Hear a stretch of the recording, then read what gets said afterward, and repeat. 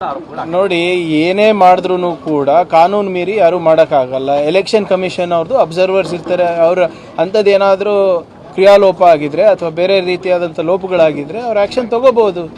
ನಾವು ಯಾರು ಕೂಡ ಅವರಿಗೆ ಫೋರ್ಸ್ ಮಾಡಿ ಯಾವುದಾದ್ರೂ ಸಮುದಾಯ ಭವನಗಳಲ್ಲಾಗಲಿ ಅಥವಾ ಬೇರೆ ಕಚೇರಿಗಳಲ್ಲಾಗಲಿ ಮಾಡಿ ಅಂತ ಒತ್ತಾಯ ಮಾಡಿಲ್ಲ. ಈಗ ಅವರ ಆತಂಕ ಇರೋದು ಜನರಲ್ಲಿ ನಿಜ. ಅದಕ್ಕೆ ಅಲ್ವಾ ನಾವು ಹೇಳಿರೋದು ಕ್ಯಾಬಿನೆಟ್ನಲ್ಲಿ 12 ಪ್ರಶ್ನೆಗಳನ್ನು ಕೇಳಿದ್ದೀವಿ. ಇದೆಲ್ಲನೂ ಗೊಂದಲ ನಿವಾರಿಸ್ಬಿಟ್ಟು SIR ಮಾಡಿ ಅಂತ. ಇದಕ್ಕೆ ಯಾರು ಹೊಣೆಗಾರರು? ಈಗ ಜನರಲ್ಲಿ ಇವತ್ತು ಆತಂಕ ಇದೆ, ಸಂಶಯ ಇದೆ, ಈ ಇಡೀ ಪ್ರಕ್ರಿಯೆ ಬಗ್ಗೆ ಒಂದು ಅನುಮಾನ ಇದೆ ಅಂದರೆ ಜವಾಬ್ದಾರಿ ಯಾರು? ರಾಜ್ಯ ಸರ್ಕಾರನಾ? ರೂಲ್ಸ್ ನಾವು ಮಾಡ್ತೀವಾ? ಲಾಜಿಕಲ್ ಡಿಸ್ಕ್ರಿಪೆನ್ಸಿ ಅಂದ್ರೆ ಏನು ಅಂತ ಕೇಳಿದ್ರೆ ಅವ್ರ ಹತ್ರನೇ ಉತ್ತರ ಇಲ್ಲ. BLOಗಳಿಗೆ ರಾಜ್ಯ ಸರ್ಕಾರ ಹೇಳಿ ಈ ತರ ಮಾಡಿಸ್ತಿದೆ. BLO ಯಾರು ಅಂಡರ್ ಬರ್ತಾರೆ? ಅಧಿಕಾರಿಗಳು ನಮ್ಮವ್ರು ಇರ್ಬೋದು, ನಿರ್ದೇಶನ ಯಾರು ಕೊಡೋದು? ಎಲೆಕ್ಷನ್ ಕಮಿಷನ್ ಅಲ್ವಾ? ಈಗ ಯಾರು ಆಕ್ಷನ್ ತಗೋಬೇಕು?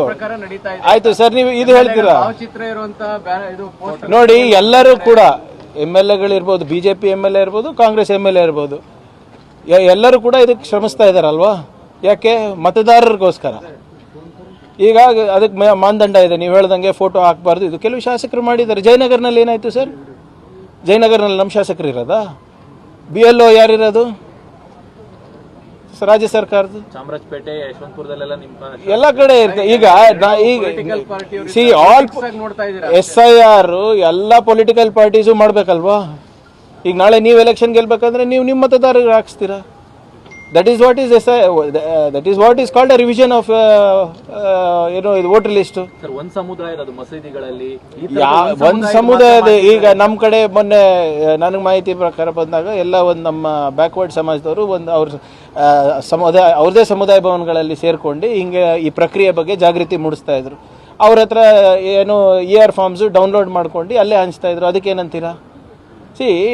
ಆತಂಕ ಯಾರಿಗಿರೋದು? ಈಗ ಅಲ್ಪಸಂಖ್ಯಾತರಿಗೆ, ದಲಿತರಿಗೆ, ಹಿಂದುಳಿದ ವರ್ಗದವರಿಗೆ, ಆರ್ಥಿಕವಾಗಿ ಹಿಂದುಳಿದ ಮೇಲ್ವರ್ಗದವರಿಗೆ. ಈಗ ಮಧ್ಯಪ್ರದೇಶನಲ್ಲಿರ್ಬೋದು, ನಿಮ್ಮ ಬಿಹಾರಲ್ಲಿರ್ಬೋದು ಮತ್ತು ಬೆಂಗಾಲ್ನಲ್ಲಿರ್ಬೋದು, ರಾಜ್ಯ ಸರ್ಕಾರ ಏನಂತ ಹೇಳಿದ್ದಾರೆ? ಯಾರು SIRನಲ್ಲಿ ಪಟ್ಟಿನಲ್ಲಿದ್ದಾರೆ ಅವ್ರಿಗೆ ಮಾತ್ರ ನಾವು ಆದ್ಯತೆಯನ್ನು ಕೊಡ್ತೀವಿ ರಾಜ್ಯ ಸರ್ಕಾರ ಯೋಜನೆ ಮತ್ತು ಕೇಂದ್ರ ಸರ್ಕಾರ ಯೋಜನೆಗಳಲ್ಲಿ. ಆತಂಕ ಹುಟ್ಟೋದಿಲ್ವಾ? ಇದನ್ನು ನಿವಾರಣೆ ಮಾಡಬೇಕಾಗಿರೋದು ಯಾರು? ಈಗ ನಾವು ಹೋಗಿ ಅಲ್ಲಿಗೆ ಚೀಫ್ ಎಲೆಕ್ಷನ್ ಕಮಿಷನ್ ಹತ್ರ ಟೈಮ್ ಕೇಳಿದ್ರೆ ಟೈಮ್ ಕೊಡಲ್ಲ ಅಂದ್ರೆ ನಾವೇನ್ ಮಾಡಬೇಕು ಸರ್? ಕುಮಾರಸ್ವಾಮಿ, ಶೋಭಾ ಕರಂದ್ಲಾಜೆ ಅವರು ಆರೋಪ ಮಾಡಿದ್ರೆ ಸೆಂಟರ್ ಇಂದಾನೆ ಮಾನಿಟರ್ ಆಗಬೇಕು ಕರ್ನಾಟಕದಲ್ಲಿ. ಮಾಡಿ ಅಪ್ಪ, ನಿಮ್ ಕೈಲೇ ಇದೆ ಅಲ್ಲ. ಈಗ ಶೋಭಾ ಕರಂದ್ಲಾಜೆ ಅವ್ರು ಯಾವ ಪಾರ್ಟಿ ಗುರು? ಯಾರು ಕೇಂದ್ರದಲ್ಲಿ ಇರೋದು? BJP. ಮಾಡಿಸಿ, ಯಾರು ಬೇಡ ಅಂದಿದ್ದಾರೆ? ಪಾರದರ್ಶಕವಾಗಿ ಮಾಡಿ ಅಂತ ಹೇಳ್ತಾ ಇರೋದಲ್ಲ ನಾವು ಕೂಡ. ಭಾಳ ಸ್ಪಷ್ಟವಾಗಿ ನಮ್ಮ ಕ್ಯಾಬಿನೆಟ್ ನೋಟ್ನಲ್ಲಿ ಅಥವಾ ಮನವಿನಲ್ಲಿ ಏನಿದೆ? First line, we are not against revision of voter list of any kind. ಇದನ್ನು ಅವ್ರು ಮಾಡಲೇಬೇಕು. ಇದೇ ಅವ್ರ ಕೆಲಸ, ಎಲೆಕ್ಷನ್ ಕಮಿಷನ್ ಕೆಲಸ. ಒಂದು ಒಳ್ಳೆ ಮತದಾರರ ಪಟ್ಟಿ ಕೊಡಬೇಕು, ಚುನಾವಣೆ ಸರಿಯಾಗಿ ನಡೆಸಬೇಕು. ಇದು ಬಿಟ್ಟರೆ ಬೇರೆದೇನು ಕೆಲಸ ಇಲ್ಲ ಅವ್ರದ್ದು. ಪಾರದರ್ಶಕವಾಗಿ ನಡೆಸ್ರಿ, ನಮ್ಮ ನಾಗರಿಕರನ್ನು ಇನ್ಕ್ಲೂಡ್ ಮಾಡಿ, ಯಾರು ನಾನು ಮತದಾನದ ಹಕ್ಕಿಂದ ದೂರ ಇಡಬೇಡಿ. ಅದಕ್ಕೆ ಕೆಲವು ಪ್ರಶ್ನೆಗಳನ್ನು ಕೇಳಿದ್ವಿ, ಅದಕ್ಕೆ ಉತ್ತರ ಕೊಟ್ಟರೆ ಮುಗ್ದೇ ಹೋಗ್ತದಲ್ಲ ಸರ್. ಈ ಆತಂಕ ಸೃಷ್ಟಿ ಮಾಡ್ತಾರೆ ಅದು ರಾಜ್ಯ ಸರ್ಕಾರಗಳ, ಕಾಂಗ್ರೆಸ್ ಪಕ್ಷನ? ವಾಡಿ ಎಲೆಕ್ಷನ್ ಕಮಿಷನ್ ಅವ್ರು ಏನು ಕತೆ ಕಾಯ್ತಾ ಇದ್ದಾರಾ? ಅವ್ರದ್ದು ತಾನೇ ಜವಾಬ್ದಾರಿ. ಸರ್, ಇಲ್ಲಿ ಆಕ್ಸಿಡೆಂಟ್ ಆಗಿದೆ ಕೇರ್ ಸರ್ಕಲ್ ಅಲ್ಲಿ, ಗಮನಕ್ಕೆ ಬಂದಿದೆ ಇಲ್ಲ? ಯಾವುದು ಇವಾಗ? ಸರ್, ವೇಣುಗೋಪಾಲ್ ಅವರು ಏನಂದ್ರೆ ಸರ್, ಅಪಘಾತ ಆಗಿ ಆಂಬುಲೆನ್ಸ್ 1 hour ಆಗಿದೆ ಆಂಬುಲೆನ್ಸ್ ಬರ್ಲಿಕ್ಕೆ. ಕ್ಲಿಯರೆನ್ಸ್ ಮಾಡ್ಲಿಕ್ಕೆ 1.25 ಗಂಟೆ ಆಗಿದೆ ಕ್ರೇನ್ಗಳು ಬರೋದಕ್ಕೆ. ಟ್ರಾಫಿಕ್ ಪೊಲೀಸರು ಬರೋದಕ್ಕೂ ಕೂಡ ಲೇಟ್ ಆಗಿದೆ. ನೋಡಿ, ಅದ್ರ ಬಗ್ಗೆ ಬೆಂಗಳೂರು ಸಿಟಿ ಸೆಂಟ್ರಲ್ಲೇ ಈ ವ್ಯವಸ್ಥೆ ಇದ್ರೆ I am not aware of the accident. ಈಗ ತಾವು ಹೇಳಿದ್ಮೇಲೆ ಗೊತ್ತಾಯ್ತು. ಬಹುಶಃ ಈಗ ಒಂದು ಅರ್ಧ ಗಂಟೆ ಆಗಿರ್ಬೋದು ಅಂತ ಭಾವಿಸ್ತಾ ಇದ್ದೀನಿ. ಬಟ್ ಮೊನ್ನೆ ನಾವು ಬೆಂಗಳೂರಿನ ಟ್ರಾಫಿಕ್ ಸಮಸ್ಯೆ ಬಗ್ಗೆ ನಾನು ಆಲಿಸಿದಾಗ, ರಿವ್ಯೂ ಮಾಡಿದಾಗ, ಈಗ ಒಂದು 15 ದಿನದಿಂದ 66% ಟ್ರಾಫಿಕ್ ಜಾಮ್ ಆಗ್ತಾ ಇರೋದು ನಮ್ಮ ನಗರದಲ್ಲಿ because of vehicle breakdown. ಅದರಲ್ಲೂ ಹೆಚ್ಚಾಗಿ ಬಸ್ಗಳದು. ಯಾಕಂದರೆ ಏನೋ ಹೊಸ ತಂತ್ರಜ್ಞಾನ ಬಳಸ್ಕೊಂಡು ಹೋಗಿ ಎಲೆಕ್ಟ್ರಿಕ್ ವೆಹಿಕಲ್ ಅವ್ರದ್ದು ಅದು ಬ್ಲ್ಯಾಕ್ ಬಾಕ್ಸ್ ಥರ ಕ್ರಿಯೇಟ್ ಮಾಡಿದ್ದಾರೆ. ಅದು ಟೆಕ್ನಿಷಿಯನ್ನೇ ಬರಬೇಕು, ಅವ್ರದ್ದೇ ಟೆಕ್ನಿಷಿಯನ್ ಬರಬೇಕು ಹೊರತು ಬೇರೆ ಯಾವುದೂ ಇಲ್ಲ. ಸೊ ಅದೆಲ್ಲನೂ ಕೂಡ ಮೊನ್ನೆ ಗಮನಕ್ಕೆ ಬಂದಿದೆ.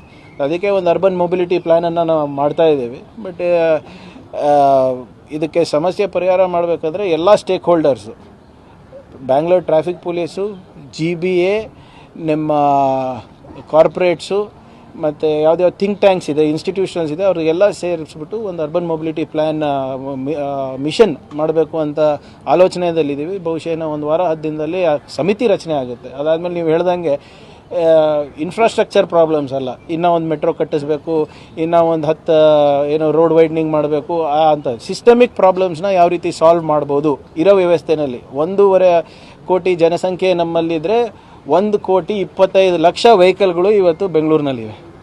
ಆಲ್ಮೋಸ್ಟ್ ಜನಸಂಖ್ಯೆ ಮತ್ತು ಜನಸಂಖ್ಯೆದು ಹೆಚ್ಚಳ ಎಷ್ಟು, ಸುಮಾರು 3% ಆಗ್ತಾಯಿದೆ year on year growth. Vehicle population 10.7% ಆಗ್ತಾಯಿದೆ.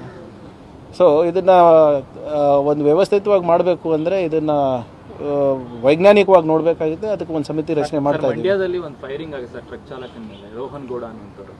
ಅಲ್ಲಿನ SP ಅವರು ಅವರ ರಕ್ಷಣೆಗೆ ನಿಂತಿದ್ದಾರೆ ಅನ್ನುವಂಥ ಆರೋಪ. ನೋಡಿ, ಯಾರು ರಕ್ಷಣೆಗೆ ಫಾಲೋ ಅಪ್ ಮಾಡ್ತಾರಂತೆ ರೋಹನ್ ಗೌಡ ಇನ್ಸ್ಟಾಗ್ರಾಮ್ನ. ನೋಡಿ, ಯಾರು ಇನ್ಸ್ಟಾಗ್ರಾಮ್ ಫಾಲೋ ಮಾಡ್ತಾರೆ ಅದು ಇಮ್ಮೆಟೀರಿಯಲ್. ನೋ ಬಡಿ ಈಸ್ ಅಬೌವ್ ದ ಲಾ. ನಮ್ಮ ಆಫೀಸರ್ಸ್ ಆಗಿರ್ಬೋದು ಅಥವಾ ನಾನಾಗಿರ್ಬೋದು, ಯಾರು ಕೂಡ ರಕ್ಷಣೆಗೆ ಬರೋ ಇವತ್ತು ಬೆಳಗ್ಗೆ ತಮ್ಮ ಪಬ್ಲಿಕ್ ಟಿವಿನಲ್ಲಿ ಬಂತು, ಅದು ಬೆಳಗ್ಗೆ 8 ಗಂಟೆಯಿಂದ ಅದೇ ಹಾಕ್ತಾಯಿದ್ರಿ, ಗಮನಿಸಿದ್ದೀವಿ. ಅದನ್ನು ನಾನು ಆಗಲೇ ನಮ್ಮ DGಗೂ ಹೇಳಿದ್ದೀನಿ, ಅದೇನಿದೆ ಚೆಕ್ ಮಾಡ್ಕೊಳ್ಳಿ ಅಂತ. But nobody is above the law, not my officers nor the home minister of Karnataka.